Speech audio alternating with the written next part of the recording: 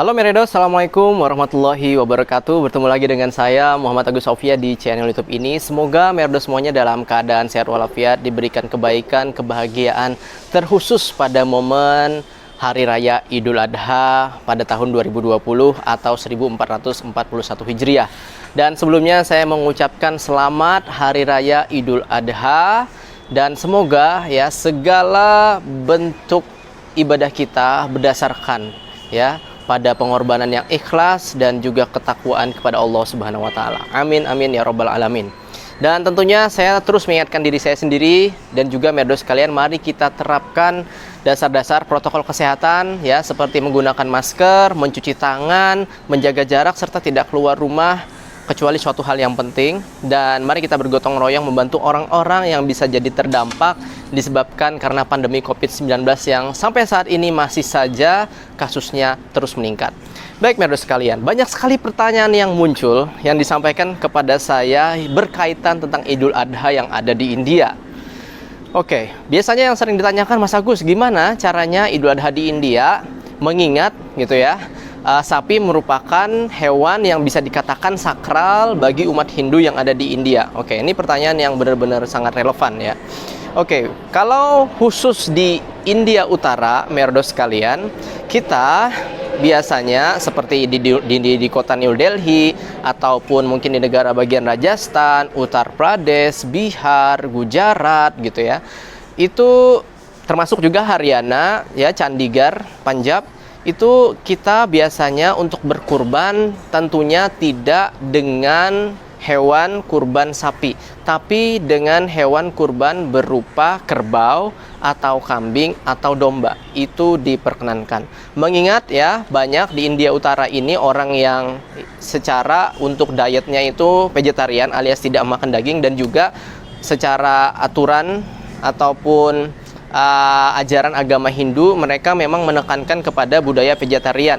Terlebih ya, untuk sapi ini dianggap seperti ibu ya, karena yang memberikan kehidupan lah bagi orang India. Sehingga banyak kebijakan-kebijakan negara bagian di India, khususnya di India Utara, yang melarang pemotongan hewan sapi. Dan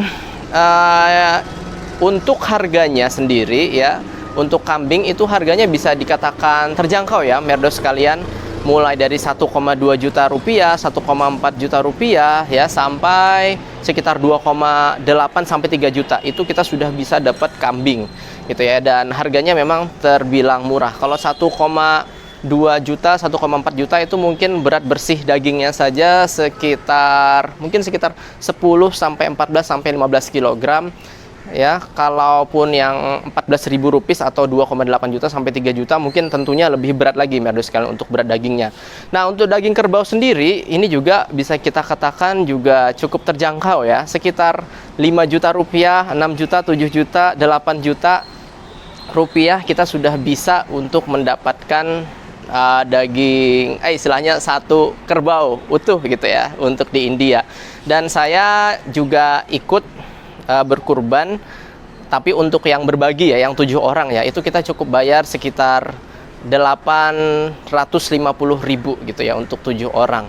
Jadi ya kurang lebih dapat kerbau itu bisa untuk harga 6, 7 sampai 8 juta rupiah untuk di India. Terbilang terjangkau gitu ya. Nah, oleh karena itu Meredo sekalian, kita intinya di India Utara tidak bisa ya untuk berkurban sapi. Tapi khusus untuk negara bagian India yang di bagian selatan ataupun yang tengah, saya mendapatkan informasi ya untuk sapi ini, mengingat juga mungkin dari kebijakan provinsi ataupun negara bagian terkait tidak istilahnya melarang itu gitu ya. Contohnya saja beberapa negara bagian yang bisa kita masih makan daging sapi seperti di Northeast ya, dan juga seperti di West Bengal itu kita bisa makan daging sapi ya, dan otomatis kurbannya pun juga bisa sapi. Termasuk juga Hyderabad, di mana juga di sana banyak komunitas Muslim, di sana juga bisa berkurban dengan sapi. Tentu saja ya untuk teknis pemotongannya, baik itu di New Delhi dan juga di India Selatan, itu tidak seperti di Indonesia gitu ya, rame-rame dibawa ke lapangan gitu ya, ditonton banyak orang. Enggak seperti itu. Tapi di rumah, khusus rumah pemotongan hewan gitu ya, ataupun sapi ataupun kambing. Jadi dipotongnya itu tertutup agar ya untuk menjaga sentimen-sentimen yang negatif ya yang bisa saja terjadi ya, untuk juga menjaga perasaan bagi mereka yang beragama Hindu. Nah, yang perlu diperhatikan memang ya, kadang ada saja desas-desus khususnya di wilayah India Utara itu pada saat Idul Adha ada saja kasus pengeroyokan gitu ya, yang kadang terjadi khususnya kepada mereka yang Muslim gitu ya. Hal ini entah benar atau tidak, tapi memang ada desas-desus, ini memang ada kaitannya sih secara politik gitu ya. Jadi pada saat Idul Adha diberikan desas-desus bahwasannya ini Muslim ada yang potong sapi gitu ya di suatu daerah, biasanya sih di Uttar Pradesh gitu ya, hingga akhirnya terjadi pengeroyokan ya kepada keluarga Muslim tersebut, dan sebenarnya belum terbukti apakah itu sapi atau bukan. Nah, ini kan artinya kita harus benar-benar menjaga sentimen tersebut dan menghindari hal-hal yang tidak diinginkan, entah itu sifat yang sengaja ataupun tidak sengaja, ataupun benar ataupun tidak ya, sehingga ya pemotongan hewan kurban apalagi sapi di wilayah India Utara ini kita benar-benar harus berhati-hati. Dan hal yang lainnya yang perlu diperhatikan bahwasannya hari raya baik Idul Fitri, Idul Adha di India ini terbagi dua ya. Khususnya di India Utara biasanya kita untuk Idul Fitri dan Idul Adha itu 1 hari lebih lambat daripada negara kita di Indonesia dan juga negara-negara lainnya. Misalnya nih, hari ini hari Jumat ya, kita biasanya di Indonesia kan hari ini beridul Adha ya, tapi di India Utara rata-rata itu di hari Sabtu. Tapi merdo sekalian, untuk yang mereka berada di India Selatan seperti Kerala ya, yang ada di Karnataka, Bangalore kalau tidak salah, itu mereka merayakannya yaitu di hari Jumat seperti layaknya di Indonesia ya, rata-rata mereka sama. Mengapa lebih terlambat di India Utara khususnya dalam penempatan Ramadannya? Itu disebabkan karena mereka melihat Ru'yatul Hilal secara mata telanjang tidak menggunakan alat bantu, sehingga ini menyebabkan juga keterbatasan juga ya untuk bisa melihat hilalnya secara lebih jelas ataupun lebih akurat lagi.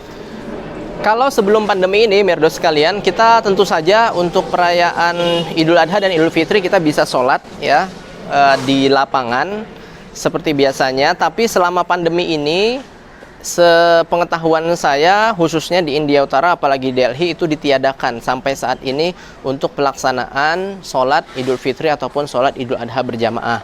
Otomatis saya tadi dan istri kita melaksanakan sholatnya di rumah saja.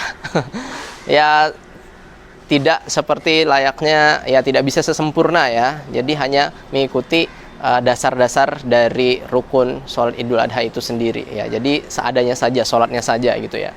Dan apalagi ya yang perlu bisa saya ceritakan ya, kalau bisa dilihat sih memang karena saya tinggal di wilayah mayoritas Hindu, ya benar-benar tidak terasa ya, benar-benar tidak terasa untuk suasananya Idul Adhanya, apalagi di tengah pandemi seperti saat ini. Biasanya kan kita juga sekalian jalan-jalan, ataupun bahkan biasanya kita sholat Idul Adha di Kedutaan Besar Republik Indonesia di Masjid Baitur Rahman. Kali ini tidak diadakan, merdo sekalian.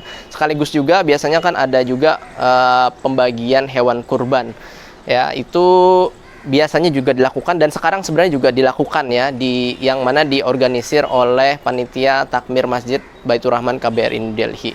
Jadi kurang lebih ya seperti itulah cerita terkait kurban di India. Semoga saja ini bisa menambah pengetahuan Meredos, menjawab pertanyaan yang sering muncul ya. Kalaupun ada yang belum saya jawab bisa disampaikan di kolom komentar. Semoga saya nanti bisa menjawab.